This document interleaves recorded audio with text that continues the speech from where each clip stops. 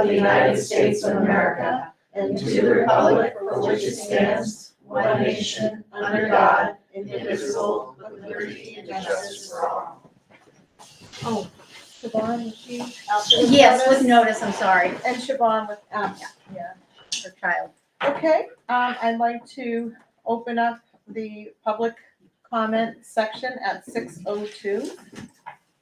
Okay. There's no public comments, I'm guessing, right at the moment. I'm monitoring back here and I don't see any. You don't see any, okay, great. Okay. Minutes, September 12th, regular school board meeting minutes, attachment 1. Motion to So moved. approve the minutes. Is there a second? Any corrections or comments? No? All those in favor of the minutes? Aye. Aye. I would Karen? abstain if that's. Oh, you weren't here? Okay. No, you can't, Duncan, you need to vote. No, you You're can a- abstain. You're a Yeah. quorum. Okay, then I'll vote, assuming that it's well and true. Yeah, okay. Okay. Current bills payable. Motion to approve the payment of bills manifest 3006 in your listing. And the listing packet. Oh, yes. Duncan. Second. Okay, all those in favor of paying the bills? Aye. Aye. Superintendent report, enrollment report, Mrs. Moriarty. Yes, so you have at your seat, this is really more than follow-up to our official enrollment report that we did at the first meeting of the month. There were some questions, like how many students are enrolled in charter schools. So we have 3 students total in the district. VLAX, so there are 27 students enrolled taking VLAX courses. Most of them are enrolled at the middle high, taking them as an additional course. I will get a further breakdown of what courses are being taken. I think that was something people asked for, and see if we can break out how many courses of those 27 each are taking. But that gives you a little more information. The next page, and I want to thank Heather Villamore for pulling this. So what she did is she went through and she did the enrollment summary. So 18-19, we ended the year with 943 students. Unenrolled was 171, but when you look at the unenrolled, you have to realize that seniors get unenrolled at the end. So you have to subtract the senior population from that. So enrolled in 1920 was 929, and in 2021 was 859, which is not a surprise. That was COVID, and our homeschool numbers were high that year. 21-22, 864, 22-23, 869, and 23-24 we're at 942. That's good. I think you would also ask for some homeschool numbers. We'll work on pulling that as well. Thank you, Mary. Thank you. Old business, Interlakes Middle/High School Argentina trip, spring 2024.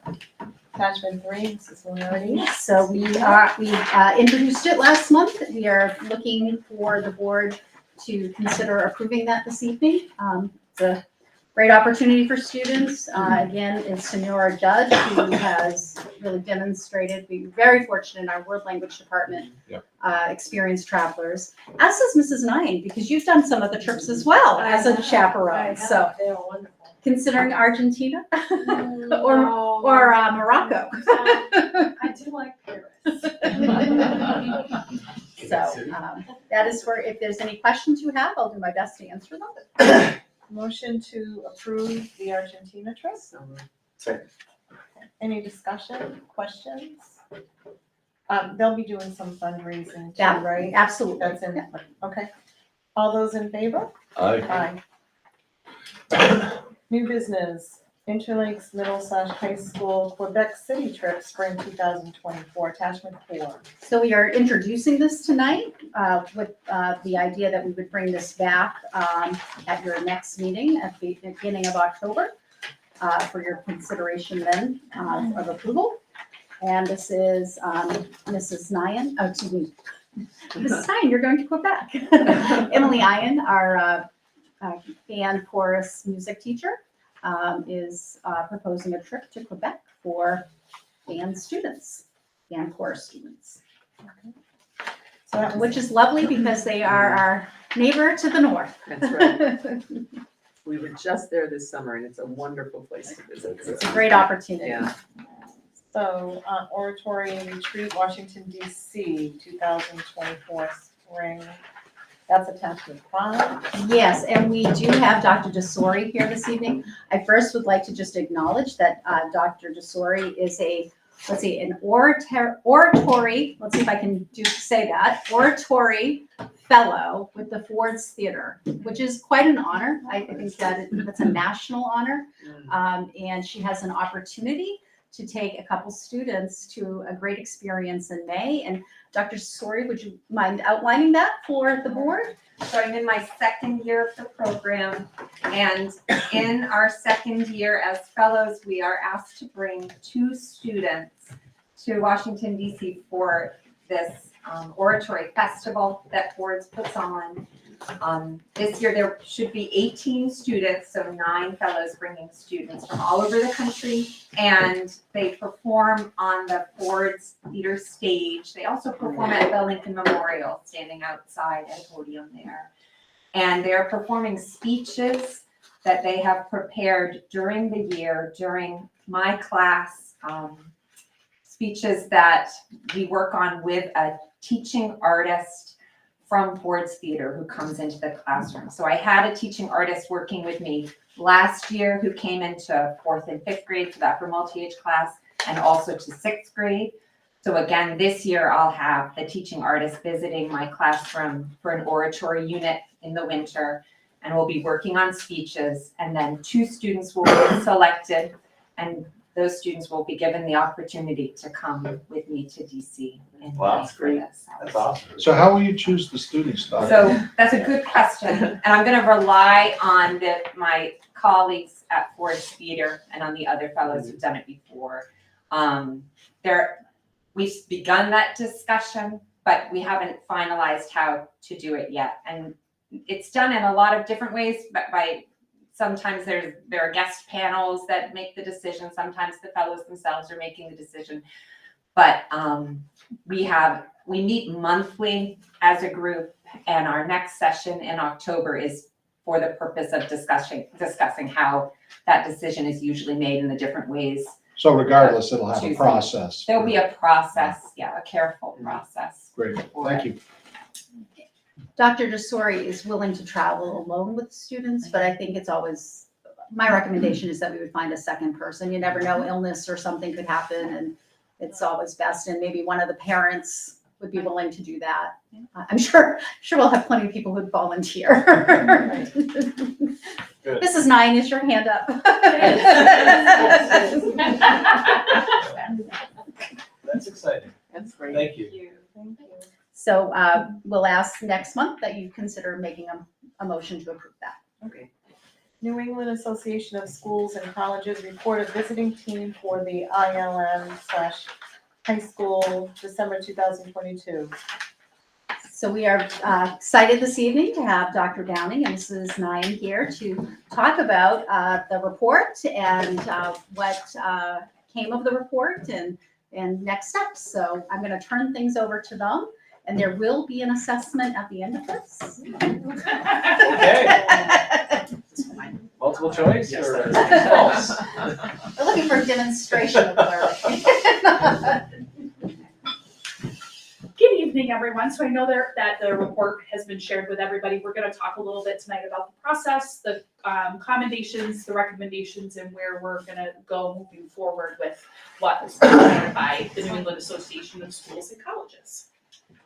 So we were fortunate enough this year while we were going through this process last year, to be able to use a lot of the collaborative planning block time that we had in order to gather the wealth of information that was needed to write this report and to write it well. And the information that we gathered were through surveys that went to families, they went to students, they went to staff, through use of our collaborative planning blocks, data collection, report writing, report approval, and report editing. That's kind of the entire process that we went through. That process we went through with several members of our steering committee. Mrs. Nyan is one of the members of our steering committee, as well as myself, Mr. Femia. We had Mrs. Bedford, one of our world language teachers. We had Mrs. Ransom, our outreach coordinator, Mrs. LePan, who's one of our middle school teachers, as well as Joanne Lau, who teaches computers, and Trisha Griffin, who is our speech language pathologist. So we had a variety of people that were involved in looking at the data and coming up with writing the report, which was is a big task. How the report is organized, I know that the standards have been shared with you, and we will not painfully go through what each of those standards is, but as you can see, there are many principles nested under each of the different standards, all of those that needed to be addressed within our report and what we were doing to meet all of those standards and within each of those principles.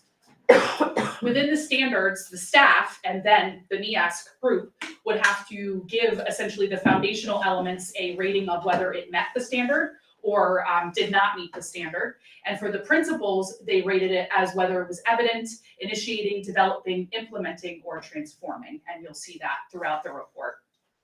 So just the foundation elements are the major categories 1 through 5, or the learning culture? No, the foundational elements are actually 1.1A and 1.2A. Or sorry, They're on the next 2.2A. slide. But They're on the next slide. wait a minute, let me go to the There next you slide. go. There we go. So Sorry, 1.1A, yeah, and Yes. 1.2, if you could see those, these were the ratings of all of those foundational elements. And as you can see, we as a school were a little harder on ourselves than NEASC was when they came to do their investigating, and they only found that 1.2A learning culture, and we'll get into that a little bit about what that piece was that wasn't met, was the only rating where we did not meet it, and we agreed with that assessment simply because we knew we had work to do in two particular areas. Did they pass yet? 'Cause- That's a good question. That's a good question. You're working on it. So, Yeah, go ahead. so the great news is that out of the 32 standards that are in those, that are in each of those, we scored very well. And if we go back to that slide, 2 slides before, you could get, not yet evident, which is they can't see any evidence of it at all. And then we're trying it, which would be initiating. We had 12 out of 32 met developing, and then 20 of them met implementing. And transforming is like, we could be a satellite school for people to come visit. So that's really the pie in the sky, and of course that would be wonderful. But the fact that we had, 12 developing and 20 implementing that's amazing. This is my 3rd NEASC visit in the Interlake School District, and we've never done this well. It's great. That's We've excellent. never done this well. And I do want to mention that in that 5th standard, which is community support, learning resources, which is community support, there are 5 principles within that standard, and we had implementing on all of them, which is because of you and because of our community. So that's a huge, huge thank you to the people who support students. I would not be surprised if after our next visit, if we may or may not fall into the category of transforming in regard to our design principles and the way that we implement CBL at Interlinks, because I think there are, how do I say this? Even I think NEASC maybe doesn't understand the level at which we are operating with that and doing it truly with fidelity. A lot of the schools that are implementing the CBL, many of them are still running on a 100-point scale and haven't reached a level yet where if you look at our reporting practices, we are reporting on the whole student. So I'm hoping that after our decennial visit that rating is going to change once they see the level that we're working at there. So we have a lot of commendations, and these are the commendations from NEASC. So I'm not going to read them to you. I'll give you a minute just to look at them. But we have more than one slide of commendations. So there were a lot of good things that they were not only seeing, but they had evidence of seeing. Of course, our building and our faculty, the safe environment that students are in, where we honor equity and diversity in identity and thought. That's a great thing to be able to say you do, but for them to be able to see evidence of it is another thing. And that's why we would get in implementing and not just developing on that. Our culture, and they saw evidence that we promote risk-taking and not only student growth, but professional growth as well. Mhm. So I would echo Dr. Downing here. They were a little, they were looking for some things in our curriculum and within our assessment practices that are a little antiquated. And so they did give us a few dings because we didn't have the antiquated system that they were looking for. And so I think when NEASC, which is all of New England, finally comes up to where New Hampshire is one of the leaders of competency-based learning, I think that we will be one of those satellite schools. Yeah. And Mrs. Papalardo and I spent some time with with Mrs. Gary from NEASC explaining where we were and what we had, and the evidence was there that we were at a certain level, and it took some time to explain it, but we were heard. Well, because it's New England Association, we had many people on the visiting team were not from New Hampshire. So they're not, they're not just not knowledgeable of what we're doing in New Hampshire. And New Hampshire is really the leader. And New Hampshire has changed minimum standards, includes competency-based learning. So it is difficult to have some folks from different states who are not necessarily as well versed in it. Absolutely. So again, the faculty, and even more commendations. I mean, the list really went on and on and on. We had to cut it, just for this presentation. And again, strong support from the community that's so clear in our self-report and all of the data that we had. And it's nice to be able to add at the end right there, the custodial staff. Yeah, Because that's great. that was on every person's survey, was the custodial staff. And they care deeply. Do Absolutely. the custodial staff know that this was Yeah. They do, and not to give it up, I'm giving it, but next week, I believe it's Tuesday is Custodial Appreciation Great. Day, and it'll be echoed again. nice? Now, of course, there's some recommendations, and the second bullet right there is really why we does not meet in one of those foundational elements. And the foundational elements are you have it or you don't. And we do not have on record a vision of the graduate. And that is a major piece of NEASC. And because the vision of the graduate would then drive your curriculum so that your curriculum supports, the education of what you would like your graduate to know and be able to do. And so that's a piece that we need to work on. I guess that's kind of counterintuitive to me for a second, because isn't there a set practice what a graduate has to be in There's New England, right? Certainly, Yeah. we have the basics that students have to meet to get a diploma. But what the vision is that you're taking in the flavor of your institution essentially. So Okay. what visions, like when you walk, I can use Laconia's for example, just because I'm familiar. When you walk in, it's Sachem Nation, and they have, it's really a pictograph that depicts what it is that we want Good out of our communicator. graduate. Like, exactly. Right. Honorable it's- contributing citizen, Yeah. lifelong learner. Those 21st century learning skills, a lot, it's more than just the academic check boxes. And that's a piece of the portrait of a graduate that's in the ASK requirement. Aren't the competencies essentially, maybe there are too many of them to Well, Graduation competencies or academic competencies? and personal competencies. personal. Yeah. That is certainly part of it, yes. Yeah. So in their report, they did write that the personal competencies somewhat correlate to a vision of a graduate, although I think it's a chance to go to work practices, Yeah. practices, that might be another higher step. Right. We have a lot of pieces already done. Right. It's really completing that puzzle and then having a document that says, this is the interlace vision of a graduate. It shouldn't take long. No. And because of Yeah, that, it seems like we already have it in our mission and everything else that we talked about. It's how you bucket, how It's you the Yeah. kindling is there, we'll put it together. yeah, Yeah, we Okay. have the graphic, pieces. depiction of it. Yeah. all the yeah, things. just because I was just looking that up, I'm like, it's kind of Yeah. Yeah. out there. But, okay. Yeah. We could have argued. I'll but take it, I guess. We could have gone back and forth, but It is what, yeah, They're ready to roll up their sleeves and get it done. absolutely, yeah, absolutely. And because of that, we need to develop a scope and sequence of documents for curriculum.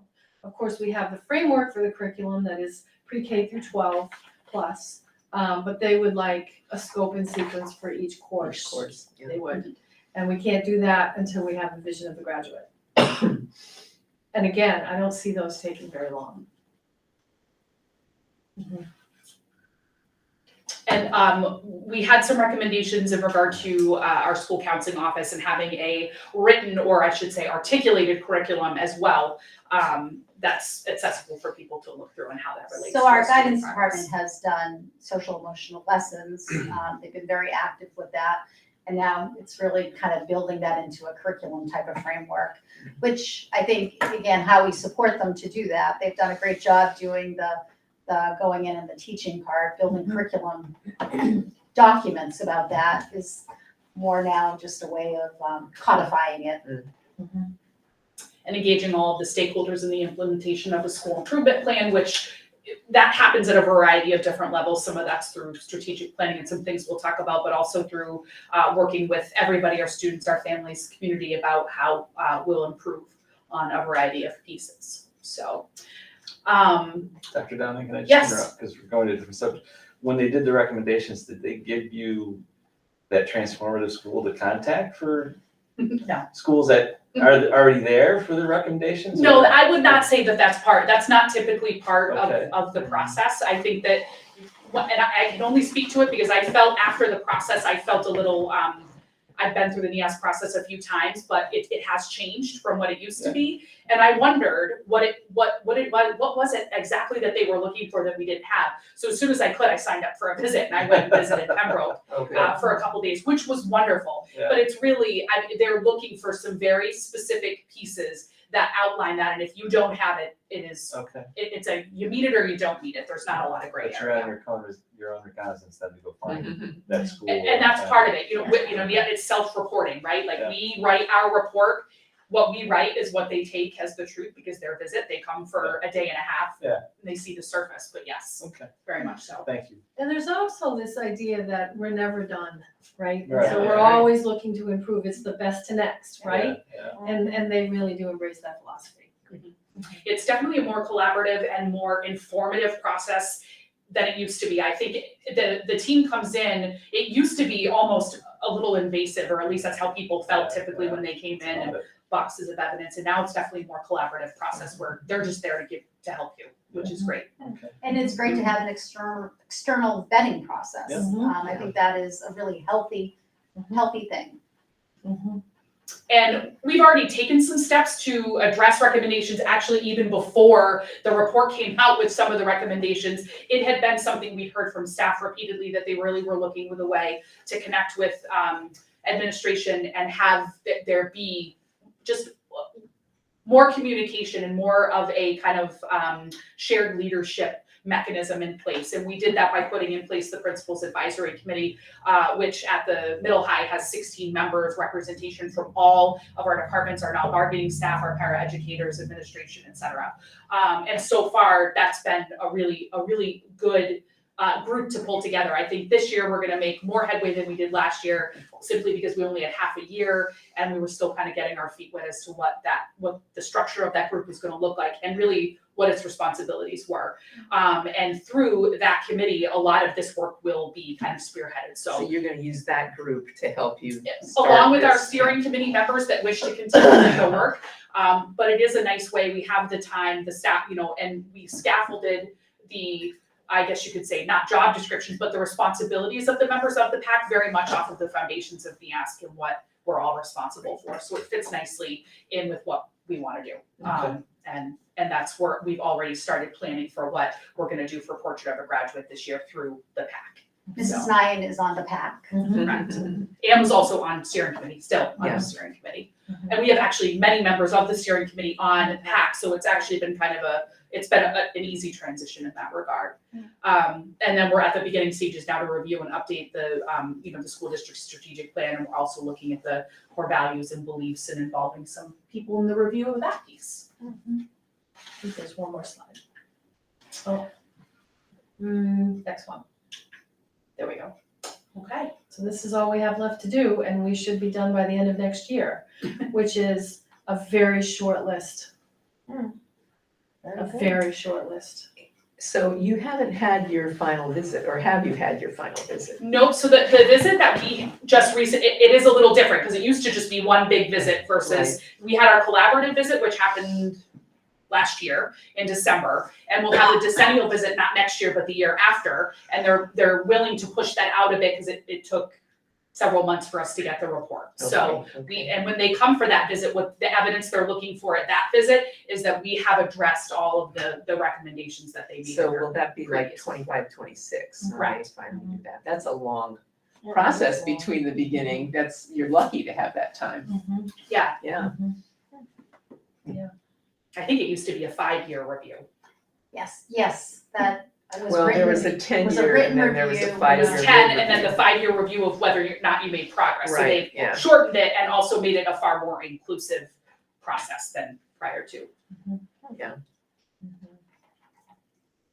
That's it. So can we answer any questions about the process, about the commendations, recommendations? No, just congratulations. Yeah, congratulations. I would Very just, A lot of positive. work. I have to plug, because it's necessary, Sue Noyes and Erica Pappalardo designed a process that they really should patent and sell. It was incredibly organized. We were able to use time that our teachers were already engaged in collaborative work through the collaborative planning blocks.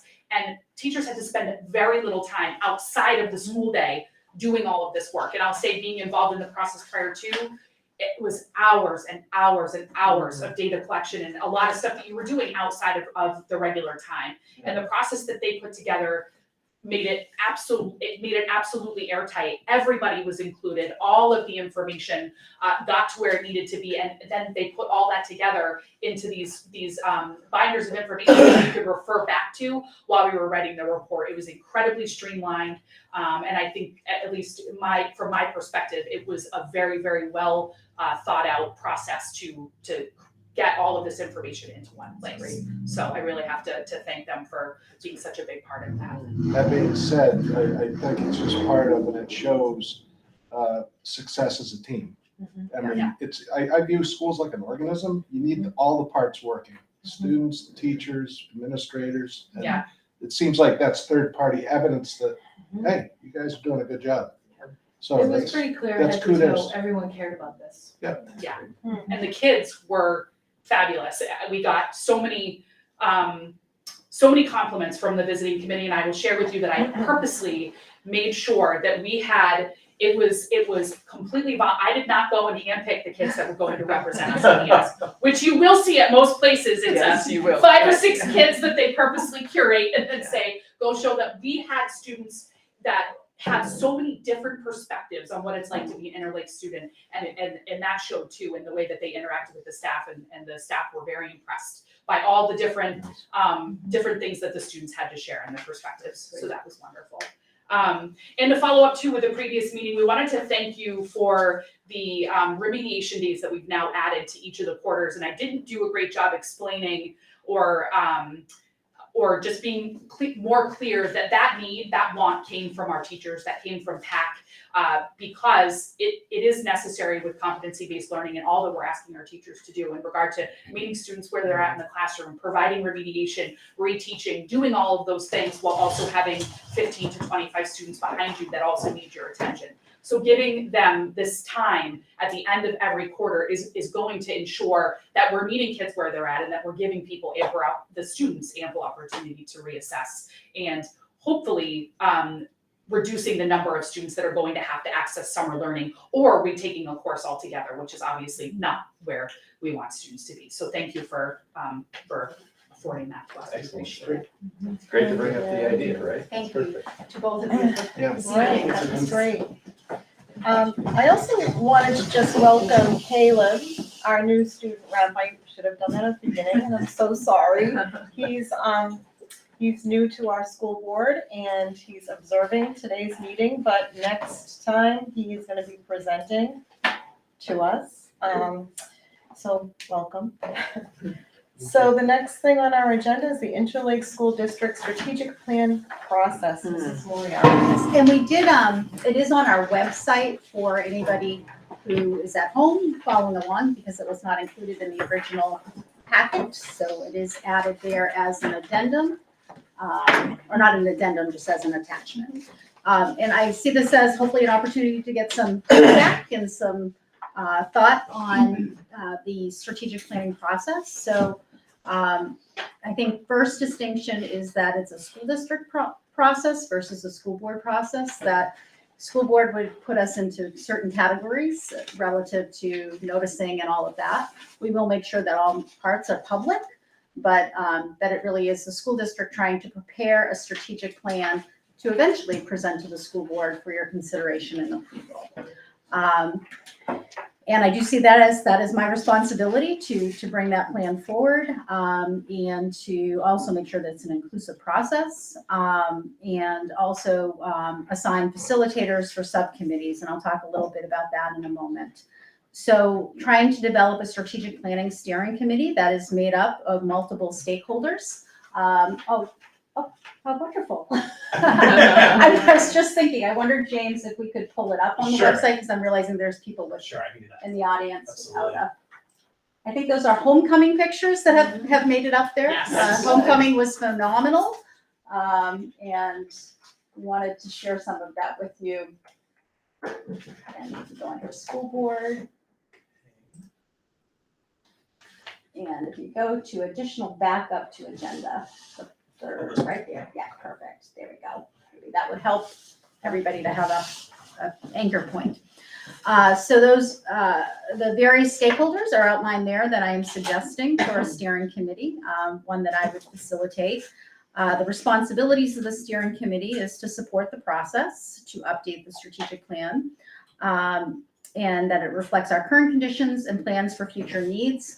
I am thinking that the plan would be a 3-year plan. A lot is changing really quickly. I think of artificial intelligence and how that's changed from a year ago. So I think 3 years is probably a more realistic timeline. Looking at having subcommittees in the following areas: teaching and learning, finance and operations, which would include facilities, technologies, human resources, and wellness, social, emotional, physical for students and staff, culture and climate for students and staff, parent and community engagement. Goal being to present a plan by June 2024, or at the June meeting. There's a lot of work to be done. I'm not sure we can get it done any faster. Member role for people serving on the steering committee. I see this as people are volunteering their time. We're asking stakeholders to do that. Serve as a representative for the stakeholder group. Serve on one of the subcommittees and act as a liaison. Attend every meeting within reason. Follow agreed upon norms of collaboration. Act as a liaison to stakeholder group by updating them on the activities of the steering committee, and seeking input for the steering committee, and representing the stakeholder group and not one's own individual personal interests. Selection of members, I'm hoping to lean on, if willing, the leadership officers of the school board to work with me. I would put out some requests and invitations, get people to hopefully submit their interest, and then work to do a selection of people for the actual steering committee. And I'm proposing that the steering committee would meet the third Wednesday of the month from 5:30 to 7 p.m. It's a challenging time. It's hard for staff, I know that time, but it's also hard for community at other points. So, certainly once the committee's formed, maybe there's adjustments to that time slot, but trying to make sure that it is a time that is available to parents and community.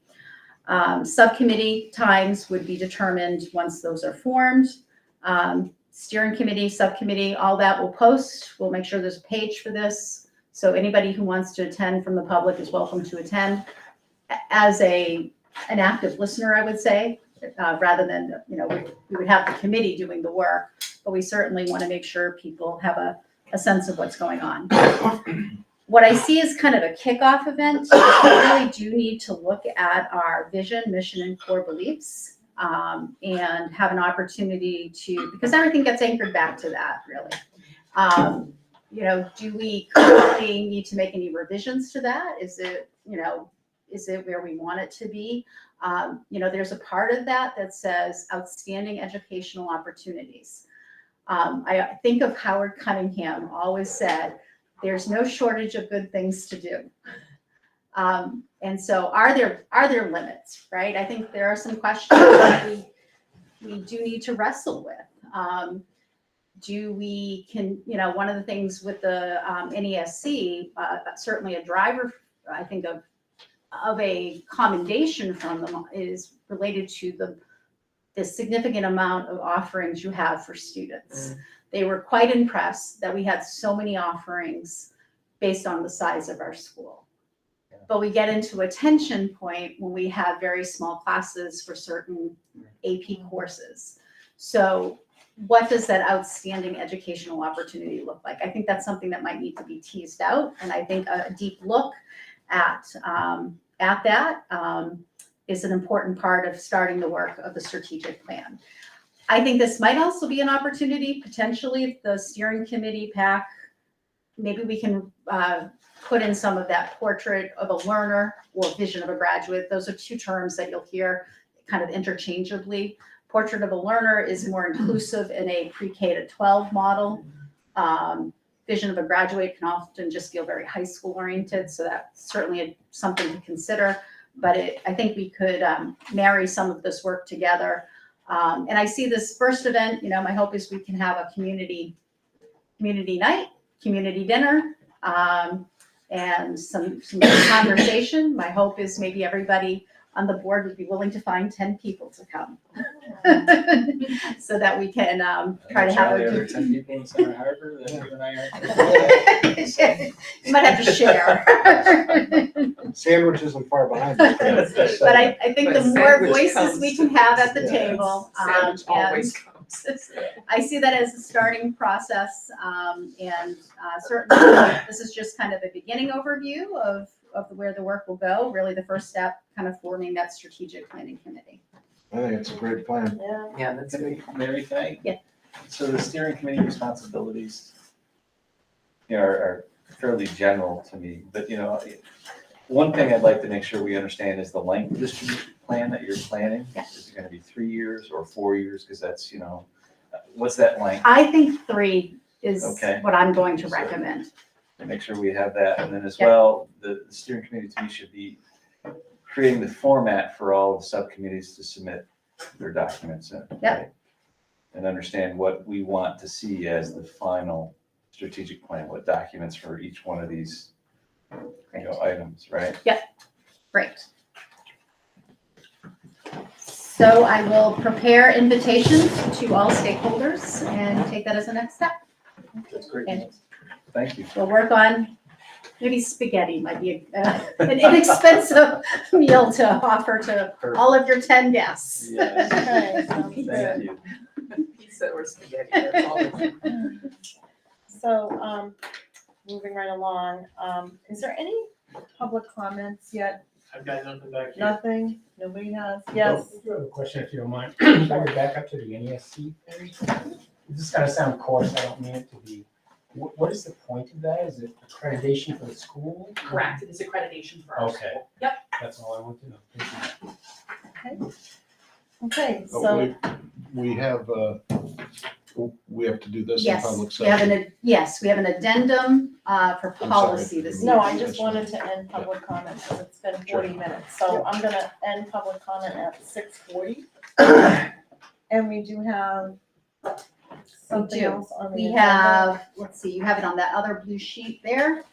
We have, and there's a third policy this evening. Got it. So we have a first reading, so attachment 7 through 8. I am hoping that you will do these as first and final. I know it says first reading, but first reading and adoption. But I think there are some comments that might need to be made, if you would allow me to do that. Great. Corporal punishment has no changes. That's been the policy that's been in place. That does match the New Hampshire School Boards Association. This is in alignment with the law. You're required by law to have a corporal punishment. The next one, which is attachment 8, use of restraint and seclusion.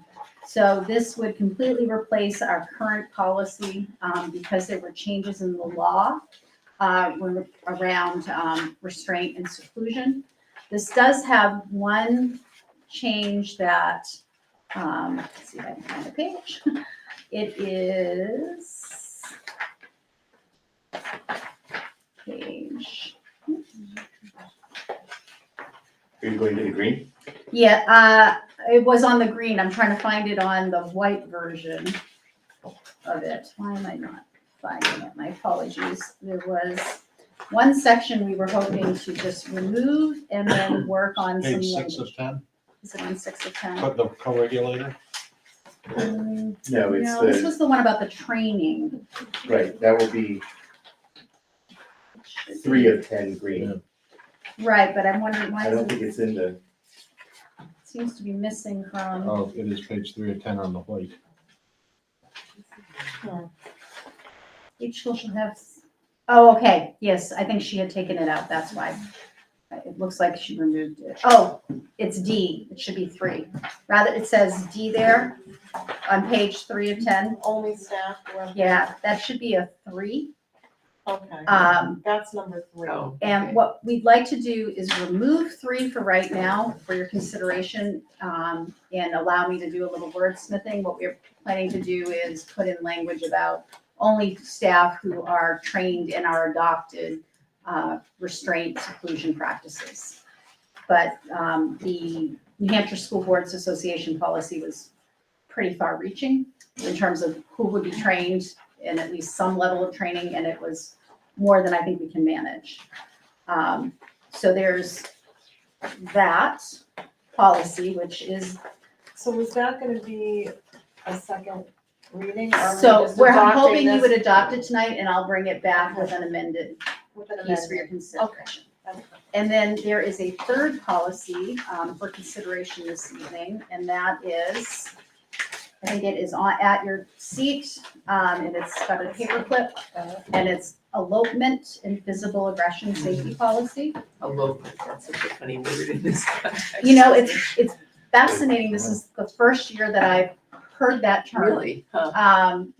For students who tend to. Run away from school. Yes, so it's interesting. And Those teachers. the many It sounds times, much more having been on the positive. end of a student running away, Yeah. we never said elopement, No, but that's not. apparently it really fits when you look up the definition.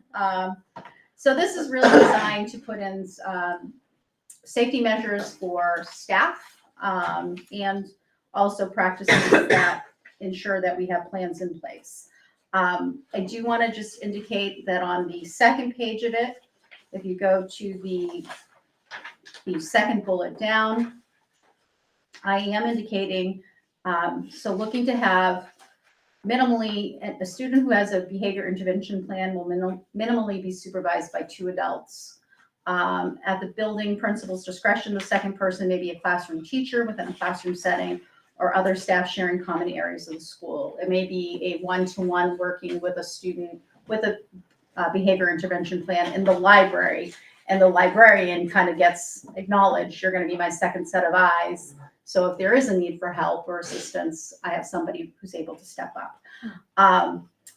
The building principal is responsible for having a plan to address absences. This last part is if we are not able to cover it, this certainly isn't where we want to end up, but I think safety has to be paramount here, and the student may need to go home. And then we would work to make up that lost learning time. may I just underscore one thing that I want to make sure everyone understands? That potential action would only be for students with the behavior intervention plan in place. Correct. Right. Correct. And I think it's important to distinguish it. Behavior intervention plan is, again, not just, sometimes we develop a behavior plan, like, we're going to, recess tend to be a challenging time for Johnny. We're going to try to, have a, pick a friend or something like that. This is a student who has demonstrated physical aggression or elopement, that we need to develop something of a much more serious nature. Okay. So my hope is this evening you will do first and final readings of these so that we can get them updated. Do we need a motion for, You do. okay, would somebody like to make a motion So to moved. adopt the policies as presented? So moved. Is there a Second. All those in favor, I guess? Aye. Aye. Okay, it's unanimous.